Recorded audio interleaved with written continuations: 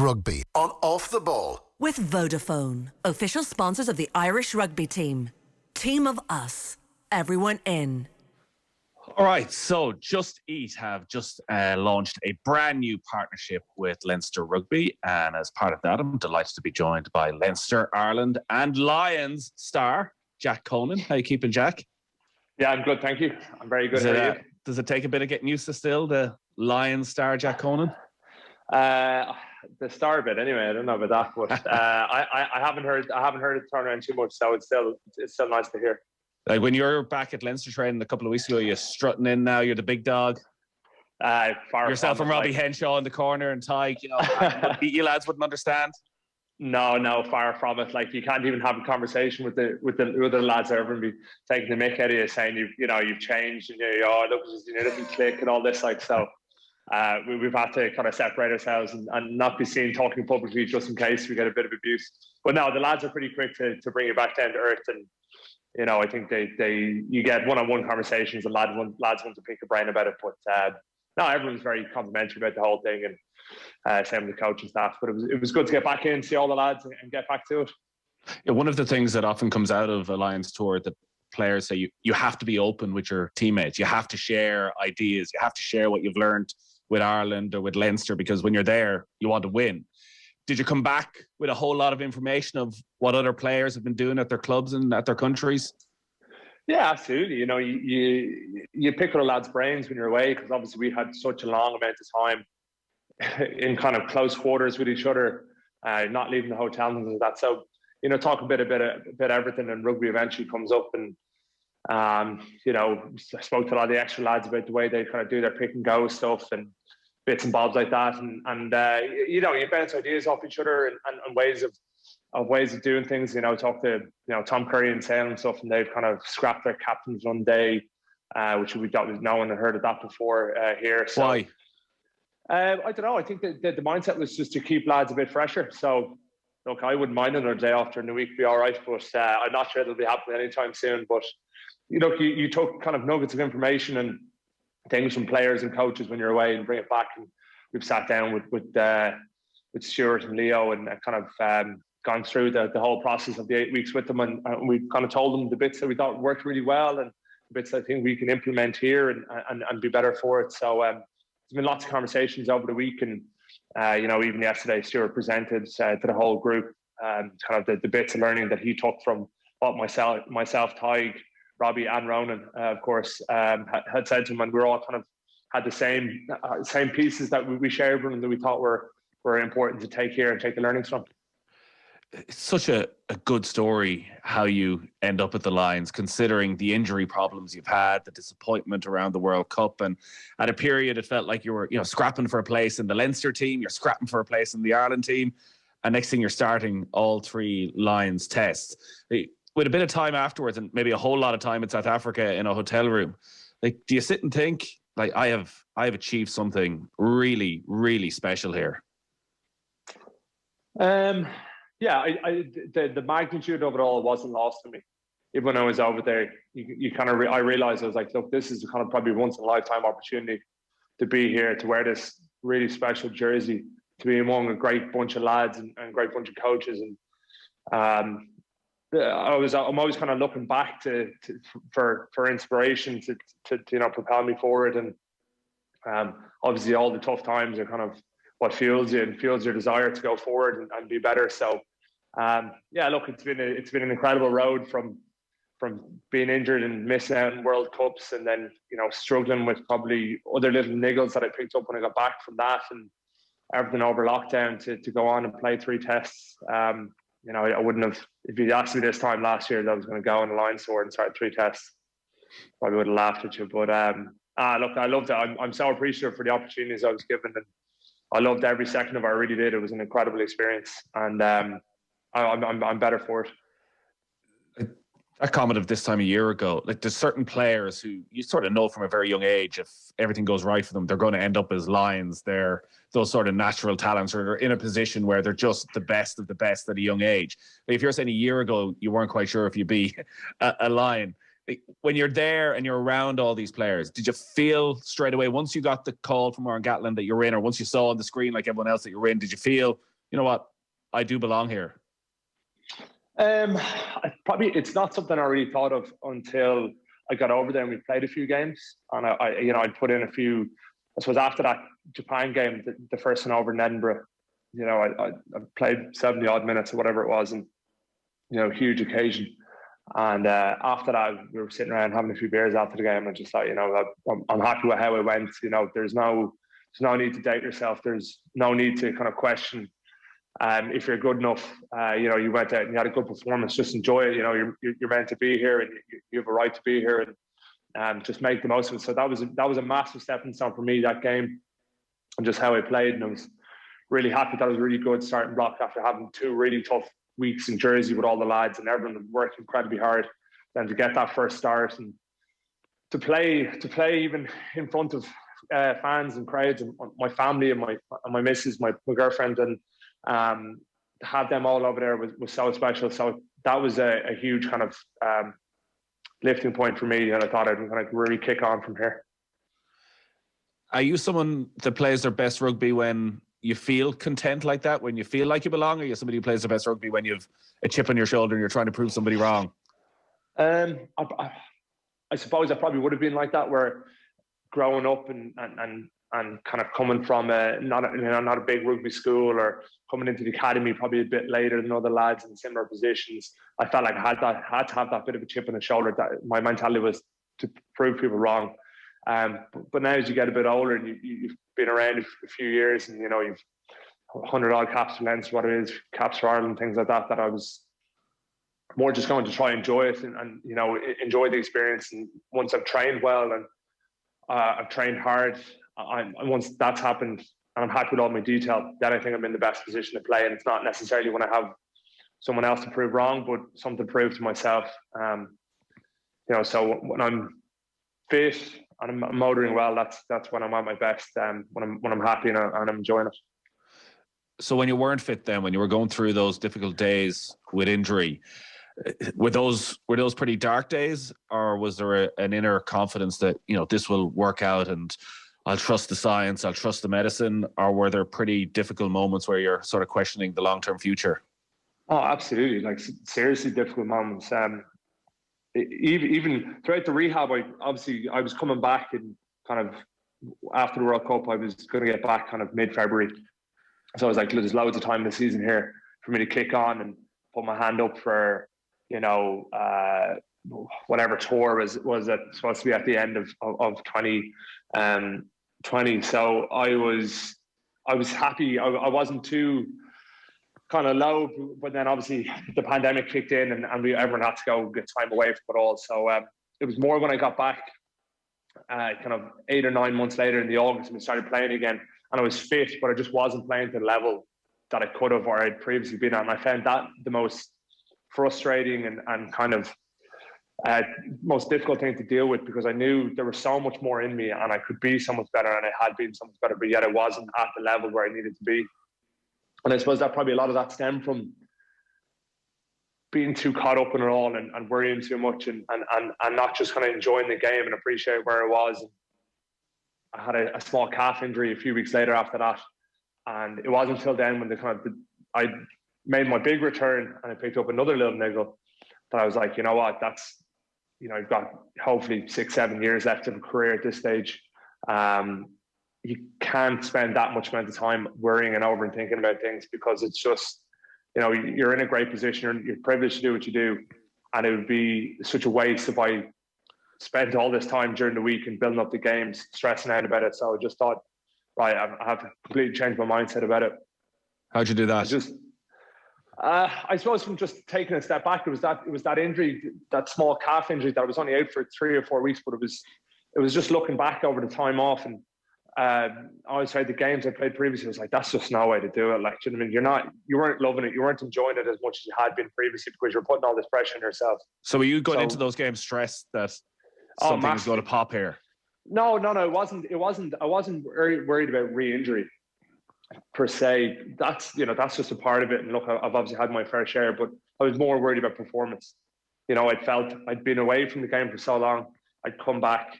You've got incredible back rowers in Leinster. they'll push on. They're putting more and more pressure on you and everyone else. You know, Caelan and Max and stuff, and obviously Josh, Will, Scott Penny, Martin Maloney, Reese, all these lads, quality players. So I felt the pressure to go out and perform to a really high standard in my very first game back, which is just, it's so difficult to do. You can't spend that much time away. Well, maybe some lads can, but I couldn't anyway. I couldn't just come back and hit the ground running and perform really well. So, and then every time I didn't perform to the standard I wanted it just increased the pressure for the next game. So, you know, there was kind of, I think we played Munster, Ulster, Munster, Saracens quarter-final. Then we had, I think it was maybe the Pro 14 final. So it was kind of 4 or 5 really, really high-pressure games, must win, you know, kind of like knockout rugby games. And it was the span of 5 or 6 weeks. And to this day, that has been the most stressful 5 or 6 weeks of my life. Those few weeks where I was just really struggling with the pressure of it. The pressure I was putting on myself more than anyone else. So then when I got that kind of 3 or 4 weeks of not playing, I realized, Jesus, that's just no way to do it, you know. So ever since then, I just told myself, look, I'm not going to worry about. I'm just going to try and enjoy it. You know, I'm going to train really hard. I'm going to try being as best shape as I can be. I'm going to do all my rehab, stay on top of all that, be as fit as I can. I'm going to enjoy training more. I'm going to just try and enjoy the games more. I still get nervous. Everyone gets nervous. It's part of it. But I just said, look, if you make a mistake or things don't go well, that's just life. Just, you know, learn from it and get on with it, but don't let it, you know, keep you down. So that's kind of been my mantra for the last 18 months or so, or whatever. And sorry, even less. Sorry. And it's been great. I'm enjoying it all way more than I had been for a long time. So yeah, I'm in a good spot and physically good and mentally definitely dealing with things a lot better.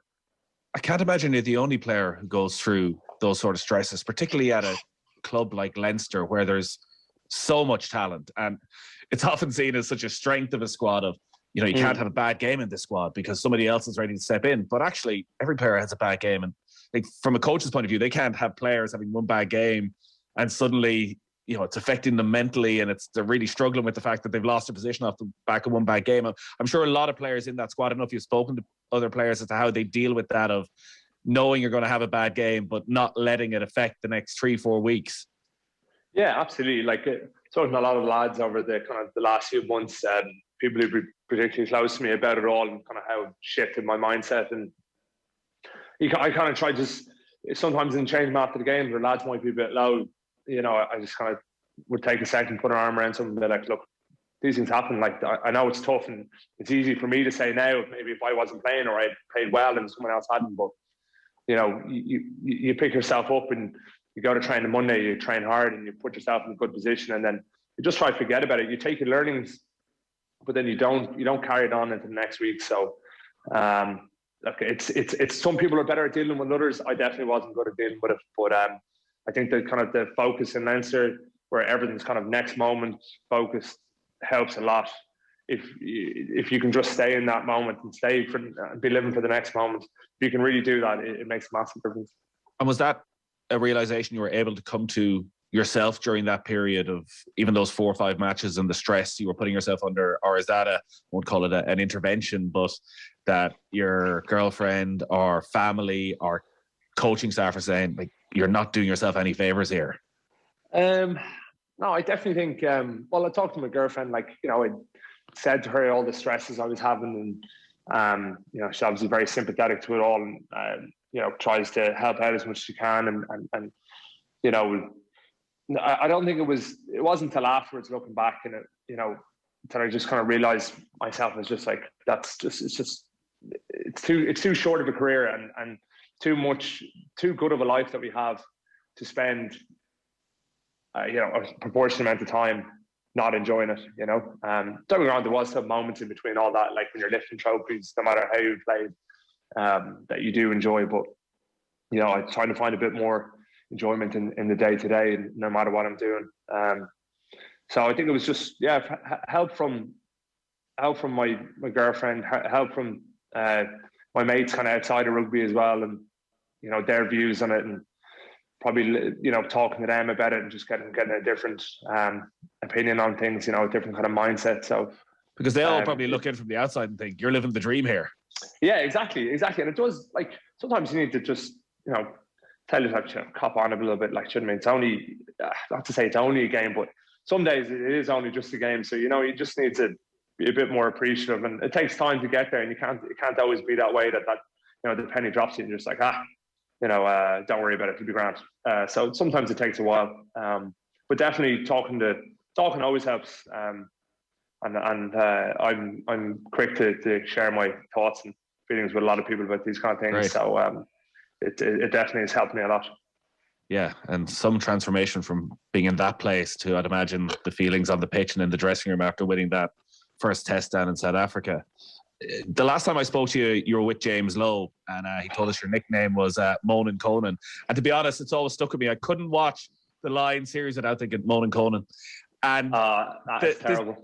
It's stuck now. Yeah. You might have had good reason to moan. I know it's a Lions test. It's the ambition for everybody. But what was it like, particularly in those 5-6 weeks leading up to the first test, when you're in South Africa? There's all sorts going out outside your bubble and within the bubble, where there's positive COVID tests. There's a massive outbreak in the South African squad. There's riots going on in South Africa. Like, this is not the living with the Lions that you would have grown up watching and thinking that the Lions is going to be. And at one stage, people are calling for the test series to be abandoned, to be brought back to England.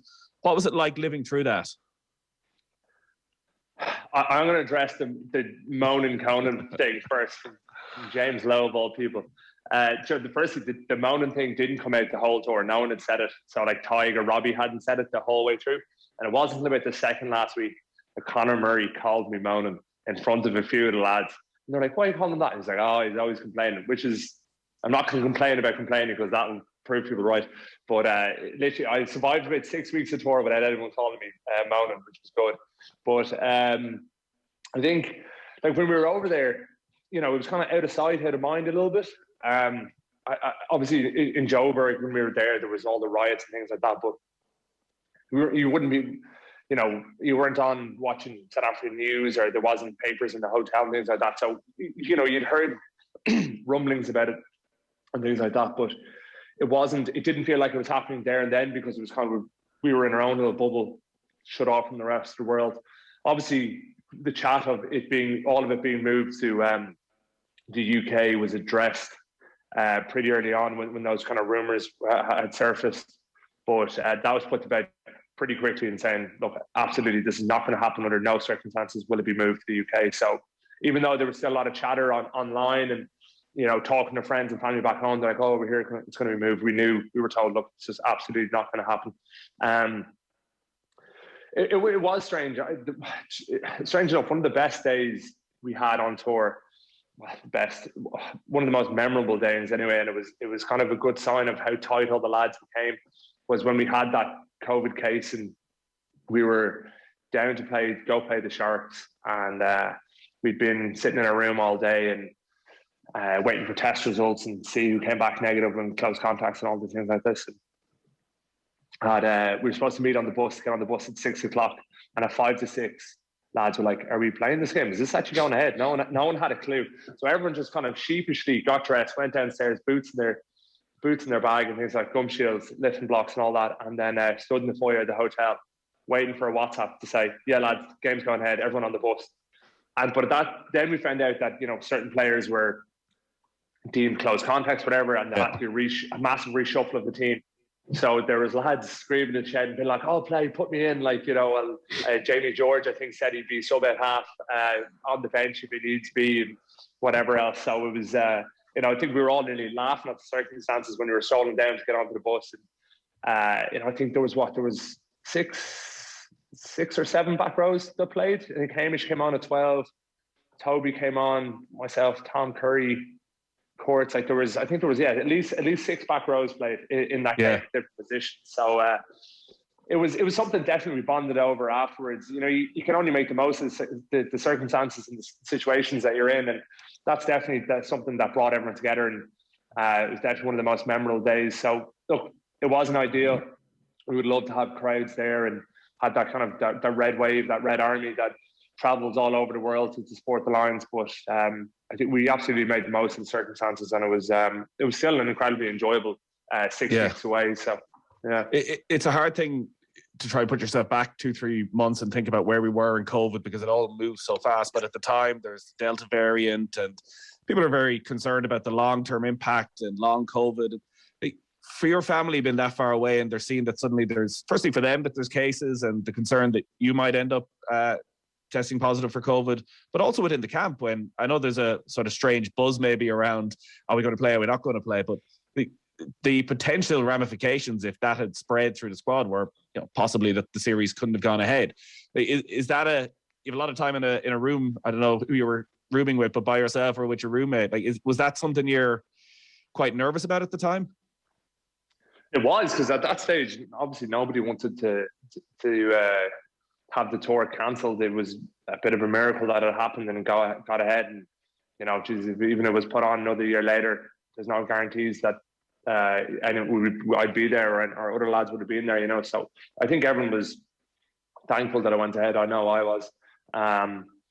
So yeah, definitely, like those days when there's a case or two or close contacts and things, and it was definitely a worry that what happens if it just doesn't go ahead. But again, like, we were doing everything in our power: mask, social distancing, separate buses for backs and forwards, designated seats at dinner, all these things. We were doing our utmost to kind of be COVID safe and follow all the protocols. So look, we were blessed really at the end of it to only have one case or whatever it was over the 8 weeks. So I think it was a testament to the work that was put in by the medical staff and all the work that the players did throughout as well. It's something that people were pretty hard on us till the end. So no, it was unbelievably grateful that it went through in the end. Who were the guys you bonded with then, that when the next Six Nations comes around, or you're playing in Champions Cup games, that you look forward to having a beer with?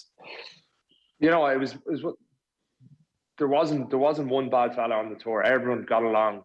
Everyone made a massive effort to spend time together. The lads probably end up spending the most time were probably a lot of the Exeter lads, a lot of the English lads, Johnny Hill and Luke Cowan-Dickey and Sam Simmons and stuff, and Elias and Jamie George and Owen Farrell and stuff, because I think other lads probably went off and played a bit of cards and stuff the whole time, where us, the few English lads and a lot of the Irish lads we'd be just sitting around having coffees and chatting away. So they're definitely the blokes that you probably spend most of the time with. In the downtime, there was a pool table and a blackjack table, so we were forever sitting around that, playing a bit of blackjack and passing a few hours. So it was, like, considering we couldn't leave the hotel and there was a limited amount of things to do, it was unbelievable crack now. It really was, like, and lads really bought into it, and it made the whole thing that bit more special. It's a different Lions experience for everybody depending on the game time you get. And Ian Henderson was out last week talking about his frustrations of the tour and feeling how Warren Gatlin had his favourites. You were one of Warren Gatlin's favourites. Clearly, he picked you for every test start. And the way he spoke about you, particularly after the first test, and how you just don't make mistakes, how you're such a sponge for the amount of detail that they want to give you. Was there a moment over the tour where you realised, Warren Gatlin is a fan, that he seems to see something in me? That's a good question. No, not particularly. I didn't. Thinking back to that kind of meeting on the Monday of the first test week, no one had a clue who was playing. No one had been told. There was no kind of whispers of anything like that. So when I was sitting in that meeting and you're waiting to hear your name called, to see if your name's going to be called out, I wasn't thinking, I think Gats, I think he likes the way I play. I think he appreciates me as a player and things like that. It was unbelievable moments. Something I'll never forget, seeing your name up on the board on the screen. But Gats is a man of few words. He speaks when he needs to, and it's good to kind of have a few words quietly with you. So I didn't have a massive interactions with him, so I didn't think he was. I'm not saying there was no moment where it was like, oh yeah, I think now he really likes me, or I think he really likes me as a player kind of thing. But he spoke really well when he needed to speak to you, and if he had something to say, you knew it was always going to be something really important. So you every word he said kind of had a lot of weight to it. And by the end of it, I got to chat to him a bit more and as the tour went on. But no, he keeps his cards pretty close to his chest. How do you reflect on the 3 tests then? Because so much happened around them, and Rassie Erasmus. Tell us about the Rassie Erasmus video and how quickly that was shared around the Lions WhatsApp group. To be fair, before anyone had seen it, there was a message thrown in saying, "Look, lads, there's this video gone around on social media. You'll probably see it on Twitter. Don't share it. Don't react to it. Don't rise to it, anything like that." To be honest with you, I'd seen snippets of it on Twitter and things like that, but I think it was quite long in the end, wasn't it? It was long. Yeah. So I was like, this is a bit of a strange move, but I was like, I'm not sitting down watching this like 40 minutes, no way. So I don't think, to be honest with you, there wasn't a whole lot of chat about it amongst the players anyway. Maybe the coaches obviously probably had a lot more dealings with the refs and things like that and whatever else, but I think lads kind of thought, geez, that's a bit strange. But no one was really dissecting it because I don't think lads really invested the time to watch it. Definitely a different approach from him, but yeah, I suppose it probably got the results it needed to in the end, didn't it? Was it a different approach in general, did you feel, from Erasmus in particular, him on as water boy, the way they were able to just slow a game down and play it on their terms? Would you have noticed Erasmus chatting to players when he came in as a water boy? To be honest, I think I'd seen him. He was water boy for that South Africa A game, and people were like, "That's a bit different. It's a bit strange." But like, as players, like, no one really cared. Like, do you know what I mean? It makes no odds to us that he's doing that. Now, don't get me wrong. It was frustrating, as we obviously want to play a bit more tempo in our game when there was so many stoppages and South African water boys and physios and everyone else were on every 10 seconds. We obviously wanted to inject a bit of pace into the game and raise the tempo. But look, that's probably something that needs to be dealt with by World Rugby or something like that, the amount of stoppages there were. But look, it was a good ploy by them in the end. It suited obviously the style of rugby they wanted to play and definitely hindered the way we wanted to play. Yeah. Was it well over 2 hours, the first test? Nobody could quite believe it. Yeah, it was more of an NFL game than it was a rugby game by the end of it, like really getting to that kind of level. So obviously, even as a neutral or a spectator, it wouldn't be the most entertaining game to watch at that length, to say the least. So I think the other tests were slightly better anyway, which was good. But yeah, definitely that first test, it was frustrating, the amount of stoppages that there were, especially the style we wanted to play, and it's hard to get into a game with that many stoppages.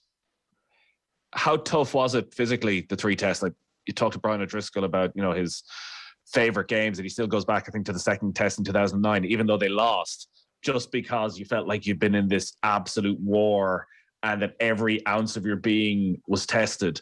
Is that how you look back in a couple of those games? Yeah, it was definitely incredibly physical because they're just such big men. The DNA of their game, scrum, maul, line out, they obviously put a lot of bodies into the ruck and things like that. So it was incredibly physical. But in saying that, because there was a lot of stoppages and kind of a lot of ball in the air time, it didn't feel like there was a lot of running. So it was difficult, it was challenging in some ways, but in comparison to other games, my legs probably felt fresher in those kind of games than they had in even previous ones on the tour, even compared to the likes of Japan, because there was less meters in it, because of the way they wanted to play. So you woke up Sunday morning and you knew you'd gone into battle the day before, and your shoulders were hanging and your back was in bits. But I definitely felt like I had more in the tank in my legs anyway. So you're back now at Leinster, back training the last couple of weeks, back on the pitch, I presume, over the next couple of weeks. Do you feel, I'm not saying you're strutting around the place, which we touched on earlier, but now that you're a Lion, that there's an expectation on you to be more of a leader? Maybe you were that person already, but do you think your role in the Leinster squad, the Ireland squad, when you get back together in November, has changed because of your experience during the summer? I think, well, in Leinster in particular, there's always an onus to share our opinions and our thoughts and to pitch in. Stuart hates when he asks a question in a meeting and it takes 30 seconds for someone to answer. So, I've spoken to Stuart a lot over the last few weeks, and he says, look, take your experience. You've obviously have a lot of experience now after everything over the summer and the amount of years you've been in Leinster. So don't be afraid to kind of share your opinion on things and speak up. Naturally, I'm not. I don't speak a whole lot in training, but if I have some kind of poignant and pertinent to say, I will pitch in. And I think it's getting the balance right of, when you speak, your words need to mean something. So don't overspeak. So I've definitely pitched in once or twice over the last kind of 2.5 weeks since we've been back in. I don't think I've come back with any unbelievable nuggets of wisdom yet, but definitely using my bit of experience from the summer to kind of chime in a little bit more around the place, just about getting that balance, really. Yeah, it's another packed season come ahead. I won't ask you to explain the United Rugby Championship and exactly how it's going to work, but like the talent that is there, you went through it earlier on in the back row at Leinster.